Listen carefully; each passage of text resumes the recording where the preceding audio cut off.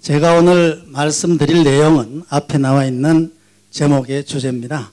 모건대학교와 선교사들의 네트워크를 통한 세계 선교 방안에 대한 모색이다. 이렇게 한번 주제를 정해봤는데요. 우선 결론부터 말씀을 드리면은 우리 모건대학이 충분히 세계 선교에 기여할 수 있을 것이다. 저는 그렇게 먼저 결론을 내리겠습니다. 왜냐하면은 1954년도에 저희 모건대학이 개교를 했습니다. 개교할 때 우리 모건대학의 교육 목표는 농촌 선교를 하기 위한 선교사들의 교육기관이었습니다. 그래서 특별한 교육을 하기 위한 그런 교육기관으로 출발을 했습니다. 그런데 지금의 모건대학은 그 처음의 교육 목표에서 발전을 해서 일반 목회자들을 위한 교육기관으로 발전이 됐고 또 학원 선교를 주목적으로 하는 이런 교육 목표를 가지고 활동을 하고 있습니다. 그렇기 때문에 활동의 범위가 그만큼 넓어졌다는 그런 의미가 되겠습니다. 그래서 우리 대학이 세계 선교 사업에도 이제는 기여할 수 있을 것이다 라고 이렇게 결론부터 말씀을 드리고 또 제가 1980년부터 약 한 31년 정도 모건대학에 몸담으면서 느낀 것이 하나님께서 필요한 조직을 그때그때마다 허락해 주시고 필요한 사람들도 그때그때마다 주시더라 하는 결론을 얻어서 제가 감히 이런 말씀을 드렸습니다.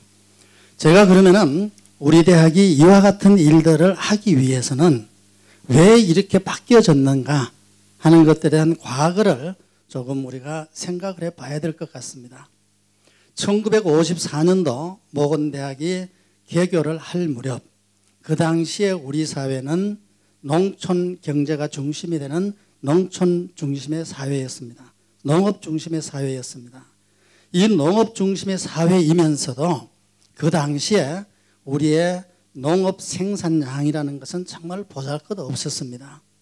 다시 말해서 소작농들이 많은 그런 농업 생산이었기 때문에 대부분의 농부들이 자기들이 지은 농사를 지주들한테 갖다 맡기고 자기들이 먹어야 할 양식은 내년도 2월 내지 3월 정도까지밖에 자기들 양식을 준비를 못한 단계였습니다. 그리고 그때만 해도 겨울철에는 일거리가 없었습니다. 그래서 농부들이 밤이면은 핫도치기하고 술 먹고 이렇게 해서 농촌의 상황이라는 것이 아주 핍박한 그런 상태였었죠. 그래서 외국의 선교사들과 또 우리 교단의 원로 목사님들 이분들이 농촌을 이대로 버려둬서는 안 되겠다 해서 농촌 목회자들을 양성하는 기관을 만들어서 농촌 계몽 운동을 한번 벌려야 되겠다. 이렇게 해서 모건대학에 처음 대전 신학원이 개교가 되는 겁니다. 그리고 이때만 해도 우리나라의 GNP라든지 국민소득은 형편없었습니다. 우리나라의 국민소득은 그때만 해도 약 80불 정도가 못 미쳤습니다. 그래서 그때 우리나라가 전 세계 125개 국가 중에서 101번째로 그러니까 아프리카에 있는 나라들하고 비슷한 수준의 최빈국이었습니다. 그래서 그와 같은 문제들을 해결하기 위해 가지고 미국에서 우리한테 식량 원조를 줬지 않습니까? 그 식량 원조가 미국에서 자기들이 먹고 남는 식량 그래서 그걸 잉여 농산물이라 그래서 PL480호라 그랬지 않습니까? 그래서 그걸 우리한테 원조를 줬는데 그 원조 금액이 그 당시 우리나라의 재정의 약 20%에 해당되는 금액이었습니다. 그러니까 엄청난 금액이었죠. 그래서 그 금액을 받아가지고 한국은행에서는 그 금액만큼의 돈을 찍어서 재정 수입으로 잡았습니다. 그래서 10% 내지 20%는 미국으로 상환을 해주고 나머지 80 내지 90%를 재정 수입으로 잡아가지고 정부가 세금이 없으니까 그걸 가지고 이제 돈을 쓰는 겁니다.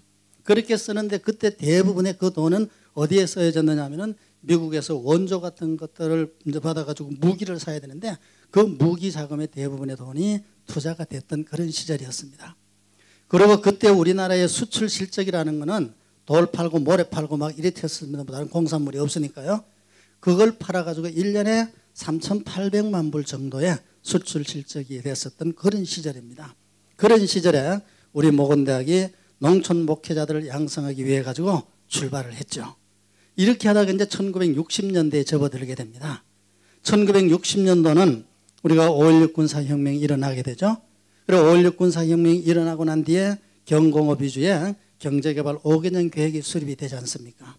그래서 이제 경제개발 5개년 계획을 수립을 해가지고 경공업, 그러니까 신발 공장이나 뭐 옷 공장이나 이런 공장을 지어야 되겠는데 또 기간 산업이 전혀 없으니까 기간 산업에 투자를 해야 되겠는데 그 투자할 돈이 없지 않습니까? 그래서 그 돈을 빌리러 독일까지 가지 않습니까? 그래서 독일에 가가지고 그때 독일의 대통령이 리부게 대통령인데 그 대통령하고 협의를 해서 우리나라의 간호사들 진출하죠. 광부들 진출을 하죠. 그렇게 진출을 했는데도 그 사람들이 받는 월급 가지고는 그 일을 할 수가 없습니다. 그래서 그 당시에 대통령이 독일에 가가지고 독일의 리부게 대통령하고 같이 협상을 하죠. 그분한테 어떻게 얘기를 하냐면은 우리 좀 살려주십시오. 미국에서는 현찰 돈 좀 빌려달라 그래도 빌려주지도 않고 그런데 우리를 좀 살려주십시오. 이러니까 리부게 대통령이 뭐라고 얘기를 하냐면은 좋다, 빌려주겠다. 왜 빌려주느냐?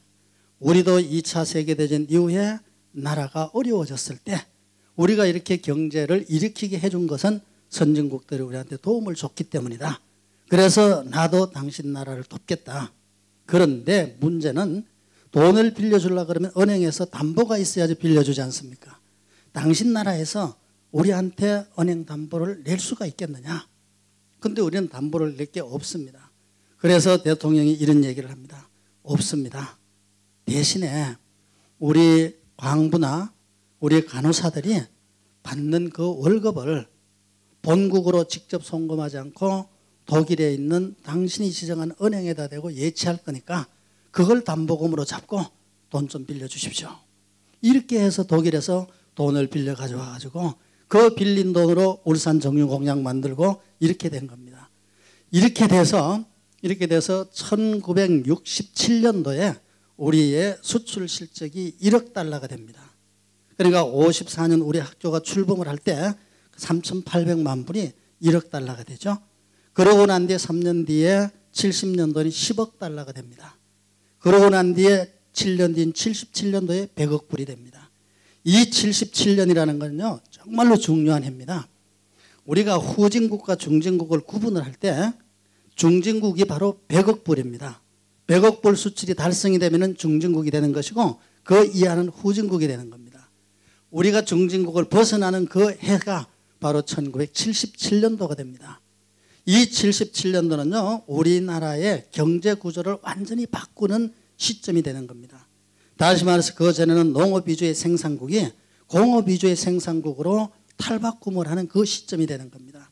그래서 그때부터 농촌의 인구가 도시로 다 집중이 돼가지고 농촌에는 일할 사람이 없어지는 그런 현상이 나타나게 되죠. 자, 이렇게 농촌에서 일할 사람들이 없는 상황에 농촌 목회가 필요가 없잖아요. 왜냐하면 사람들이 다 도시로 집중이 돼버렸으니까 도시에 집중되어 있는 양떼를 교육시키기 위한 교육기관이 필요했던 거죠. 그래서 모건대학이 방향을 전환하는 겁니다. 그래서 목회 중심의 교육에서 일반 목회자들을 교육시키는 교육기관으로 바뀌어지게 되고 그러면은 이와 같은 교육기관에서 이제 교육기관을 목회자들의 교육을 시켜야 되겠는데 그 목회자들의 교육을 시키려고 하면 돈이 있어야 되잖아요. 그런데 그전에는 미국에서 원조를 많이 해줬단 말이죠. 이게 원조를 해줬는데 이게 1960년대 중반 이후에는 원조가 차츰차츰 줄어들어가지고 미국의 원조가 끊어져 버렸어요. 이러니까 신학대학에 교육을 시킬 수 있는 재력이 없어지는 겁니다. 그래서 학교의 방향이 우리는 일반 대학으로 전환이 돼야 되겠다. 그래서 1977년 후반부부터 시작해가지고 일반 학과들을 모건대학이 개설을 해가지고 완전히 유니버시티의 체제로 바뀌어지는 겁니다. 그렇게 바뀌어졌기 때문에 저도 1980년 3월 1일차로 모건대학의 무역학과 교수로 와가지고 지금까지 이렇게 있게 된 겁니다. 제가 왜 이렇게 장황한 설명을 드렸느냐 하면요. 여기에서부터 이제 모건대학교가 출범이 되기 때문에 제가 이 과거사를 조금 말씀을 드린 겁니다. 자, 그러면은 제가 이제 80년에 모건대학에 처음 왔을 때요. 그때 모건대학의 학과라는 거는 신학과, 음악과, 미술과 이 세 개 학과가 중심이 됐고 나머지 학과들 뭐 경영학과다 무역학과다 이런 것들은 78년 79년 이때 이제 개설이 되는 겁니다. 이렇게 개설이 돼 가지고 제가 처음에 오니까 개설됐을 때는 뭐 신입생들밖에 없었으니까요. 전교생이 몇 명이었느냐 하면 전교생이 350명 정도, 교수들 수가 몇 명이냐 하면 30명 정도, 직원들 수는 10명 미만. 이게 모건대학 전체 식구들입니다. 이렇게 모건대학이 종합대학으로 출범을 하는 체제를 갖췄으면서도 규모가 적었었는데 지금의 모건대학은 어떻게 바뀌었느냐 하면요. 전체 학생들 수가 재적생 수가 13,000명입니다. 현재 공부하고 있는 학생들이 9,000명입니다. 나머지는 군대도 가고 뭐 휴학하고 이런 숫자죠. 대학이 몇 개냐면 7개 대학입니다. 칼리지가 7개입니다. 일반 대학원 박사 주고 하는 거 일반 대학원이 있고요. 특수대학원이 4개가 있습니다. 교수들 수가 강사들까지 합쳐가지고 800명 정도가 됩니다. 직원들 수가 200명입니다. 조교들 수가 100명 정도입니다. 이렇게 어마어마한 규모로 대학이 바뀌어졌습니다. 이렇게 어마어마한 규모를 왜 제가 소개를 하느냐? 이게 무엇 때문에 만들어진 규모냐? 이게 바로 학원 선교를 위해서 만들어진 규모라는 겁니다. 그래서 제가 아까 무슨 말씀을 드렸냐면은 하나님께서 필요할 때 조직도 허락해 주시고 사람도 허락해 주시더라. 그래서 지금 우리 모건대학이 제가 오늘 이 자리에 온 것도 이런 것들을 확신시켜 주기 위해서 왔습니다. 지금까지는 우리 대학이요. 제가 이제 이렇게 하면 또 어쩌면 좀 불경스러운 말씀이 되겠습니다만은 학교에서 전혀 신경을 안 썼습니다. 학원 선교라고 이름만 붙여놨지 실제로는 해외 선교다 뭐 이런 데 별로 신경을 쓰지 않고 안에서 자리 다툼만 가지고 신경을 썼었던 그런 우리 학교였습니다. 그래서 제가 취임을 하고 난 뒤에 9월 달부터는 학교의 시스템을 완전히 바꾸고 있습니다. 그래서 사람 중심의 시스템이 아니라 시스템 중심의 시스템이 돼야 된다. 그렇게 운영이 돼야지 학교가 바르게 서게 된다. 이렇게 해서 그렇게 바꾸고 지금 앞에 계신 우리 이학 처장님을 국제협력처장으로 이렇게 임명하게 된 것도 바로 이와 같은 선교에 도움을 줄 수 있기 때문에 국제협력회 처장님으로 제가 모시고 오늘도 이 자리에 같이 와가지고 이렇게 여러분들한테 인사도 드리곤 이렇게 합니다. 자, 그러면은 이제 우리 대학이 지금 이렇게 이제 규모를 키워놨는데요. 이 규모를 계속해서 지금 이어나가야 되지 않습니까? 이 규모가 중간에서 없어진다거나 이 규모가 줄어들면 안 되지 않습니까? 그래서 이 규모를 계속해서 키워나가려고 그러면은 학교가 제대로 성장을 하려고 그러면은 물론 우리 목사님들이 기도의 힘도 필요하지만 사람이 할 수 있는 일은 또 다 해야 된다는 얘기입니다. 그래서 그 사람이 할 수 있는 일이라는 게 바로 뭐냐? 우리가 마음을 좀 다지자. 그래서 구성원들이 비전 선포식이라는 것도 만들었고요. 그 다음 우리 대학을 어떻게 이끌어 나가야지 지금의 규모에서 위축되지 않고 더 알찬 대학이 될 수 있겠는가 하는 그런 생각을 가지고 우리 학교에 3대 목표를 정했습니다. 그 목표가 바로 뭐냐면은 글로벌 리더를 육성하는 대학으로 만들자. 그 다음 두 번째로는 문화와 예술에 관해서는 세계적으로 인류가 되는 대학을 만들자. 이건 뭐냐면 우리의 음악과 미술이 이미 앞서가고 있기 때문에 이렇게 정하는 겁니다. 그 다음에는 지역을 선도할 수 있는 대학으로 나서자. 대전에서 우리 대학이 역사가 56년입니다.